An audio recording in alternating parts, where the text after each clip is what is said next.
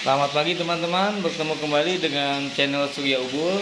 Di video kali ini saya akan berbagi informasi mengenai beberapa jenis pakan koi alami yang bermanfaat bagi ikan koi.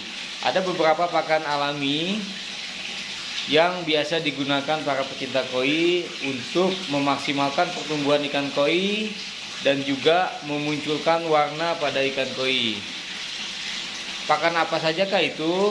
Tonton terus videonya ya, jangan di skip. Tapi sebelumnya jangan lupa subscribe, like, and comment dulu.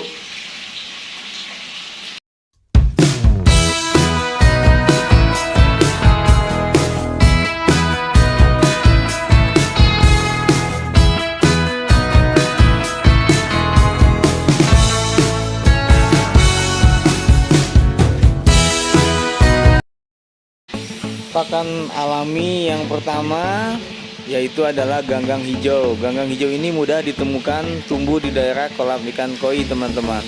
Oleh sebab itu mendapatkannya pun mudah dan tidak susah. Jika kolam koi penuh tumbuh ganggang, sebenarnya ini cukup bagus untuk pigmen warna ikan koi supaya tetap cerah dan baik. Hanya saja dari segi penampilan tumbuhan ganggang ini terkesan kurang baik dan mengganggu estetika dari kolam koi itu sendiri teman-teman. Sehingga air kolam juga terlihat kurang bersih dan berwarna kehijauan.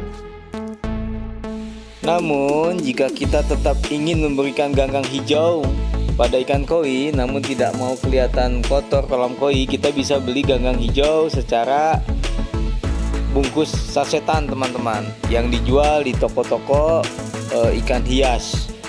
Nah mungkin ini bisa jadi salah satu alternatif memberikan ganggang hijau. Pemberian pakan berupa udang dan kerapas kepiting juga baik untuk membantu mempertahankan maupun mencerahkan warna ikan koi teman-teman. Nah udang-udang tentunya kalau sebelum kita memberikan kita harus kupas dulu bagian cangkang dan buntutnya agar tidak menyakiti ikan koi teman-teman. Selain pemberian udang basah juga bisa kita berikan udang kering teman-teman, yang mungkin banyak juga dijual yang sudah jadi di toko-toko ikan hias teman-teman sebagai pakan alternatif bagi ikan koi. Yang ketiga adalah buah semangka. Tak banyak yang menyangka ternyata buah semangka cocok untuk dijadikan pakan ikan koi teman-teman. Karena buah ini rupanya selain kaya akan kandungan serat, juga kaya kandungan air maupun karbohidrat yang baik untuk pakan alami ikan koi teman-teman. Oleh karena itu, semangka dapat dijadikan salah satu pilihan untuk selingan pakan ikan koi kita. Buah semangka ini mudah kita dapatkan dan harganya murah teman-teman. Kita tinggal datang ke pasar maupun supermarket. Pakan koi alami selanjutnya yaitu cacing sutra. Jenis cacing ini cukup kaya akan protein sehingga baik jika diberikan untuk pakan koi yang alami. Dengan menggunakan pakan ini umumnya akan membantu pertumbuhan ikan koi supaya tidak mengalami cacat tulang belakang dan menjadi lebih gesit saat berenang. Cacing sutra ini juga dapat berfungsi untuk mempertahankan dan mencerahkan warna pada ikan koi.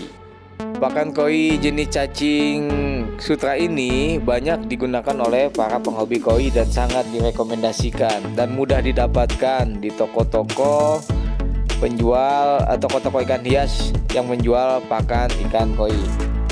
Selanjutnya, nutrisi yang juga sama baiknya untuk diberikan yaitu adalah gandum maupun kedelai. Dalam kedua jenis pakan ini tergantung jenis lemak esensial yang penting untuk membantu perkembangan maupun pertumbuhan ikan koi. Oleh sebab itu, sebagai salah satu jenis pakan koi alami, gandum dan kedelai merupakan pilihan yang cukup baik. Biasanya gandum dan kedelai ini para penghobi koi agar tidak ribet dalam membuat pakannya, biasanya beli yang sudah jadi teman-teman dalam bentuk pelet. Pakan koi gandum maupun kedelai ini cocok sekali untuk diberikan kepada koi pada biasanya musim dingin atau musim hujan teman-teman, agar imunitas dari koi itu sendiri meningkat dan baik. Yang keenam adalah minyak ikan atau fish oil. Kandungan lemak yang terdapat dalam minyak ikan bermanfaat untuk pertumbuhan ikan koi supaya lebih optimal teman-teman. Sehingga ikan koi yang kita pelihara mendapatkan keuntungan yang sesuai dengan yang kita harapkan. Selain itu, ada pula kandungan omega 3, serta EPA dan DHA yang membantu pertumbuhan otak dan tubuh ikan koi. Namun, sebaiknya pakan ikan koi alami yang satu ini jangan diberikan secara berlebihan ya. Selanjutnya adalah Zooplankton daphnia. Pakan jenis yang satu ini memang tidak mudah didapatkan. Namun, jika bisa memberikan jenis pakan tersebut, maka membantu menghasilkan pertumbuhan benih maupun larva ikan koi yang sangat baik teman-teman. Hal ini cukup penting dalam membudidayakan ikan koi, karena pertumbuhan dan berhasilnya larva koi akan menentukan perkembangan bibit ikan koi yang diinginkan. Oleh sebab itu, jika memungkinkan, sebaiknya berikan jenis pakan ini yang merupakan salah satu pakan alami dan bergizi cukup tinggi teman-teman. Cuman karena bentuknya yang kecil-kecil, memang cocoknya buat koi-koi yang kecil. Tapi yang udah besar pun tidak apa-apa, nanti lama-lama habis juga. Yang kedelapan adalah lumut. Tumbuhnya lumut di dasar kolam dan di dinding kolam bisa menjadi salah satu keuntungan tersendiri teman-teman. Hal ini karena lumut berpotensi menjadi makanan untuk ikan koi yang kaya serat dan protein alami. Oleh sebab itu, tidak perlu membersihkan lumut terlalu sering, sehingga ikan koi dapat menggunakan lumut yang ada di kolam sebagai salah satu pilihan pakan.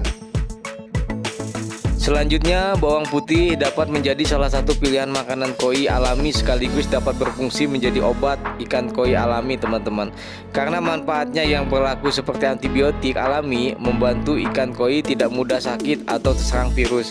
Cara membuatnya pun juga tidak terlalu sulit. Cukup blender bawang putih hingga halus dan kemudian tinggal diberikan bersamaan dengan pakan pada ikan koi teman-teman.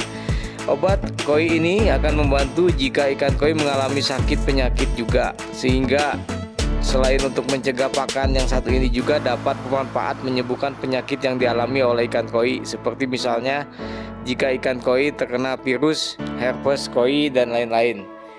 Mengenai cara pembuatan bawang putih, di video sebelumnya saya udah pernah membuat tutorialnya teman-teman. Bisa dilihat di link deskripsi. Tidak disangka ternyata baik daun marigold maupun paprika juga cocok diberikan untuk ikan koi teman-teman. Selain kaya serat serta vitamin dan mineral, kedua bahan ini juga mengandung protein yang berkualitas.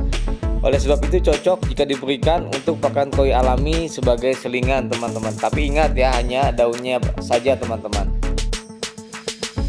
Bahkan ikan koi alami berikutnya yang juga kaya kandungan protein dan karbohidrat, yaitu tepung ikan ataupun tepung cumi teman-teman. Bahan-bahan ini terbuat dari hewani sehingga kaya akan protein hewani yang baik untuk memenuhi nutrisi yang diperlukan pada pertumbuhan ikan koi.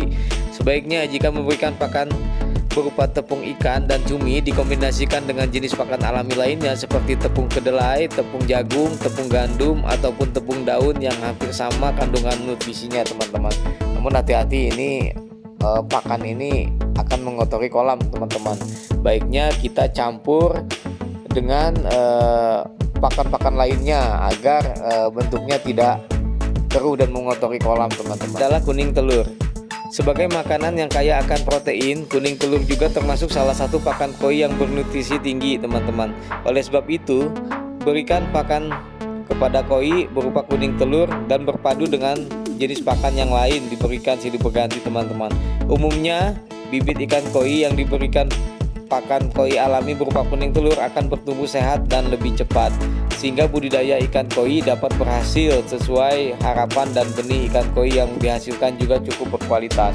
Nah, kuning telur ini banyak memang digunakan pada bibit-bibit ikan koi yang kecil teman-teman. Namun kalau koi-koinya udah besar, mungkin kita bisa gabungkan dengan pelet yang sudah ada teman-teman, sehingga tambahan nutrisinya bisa terpenuhi.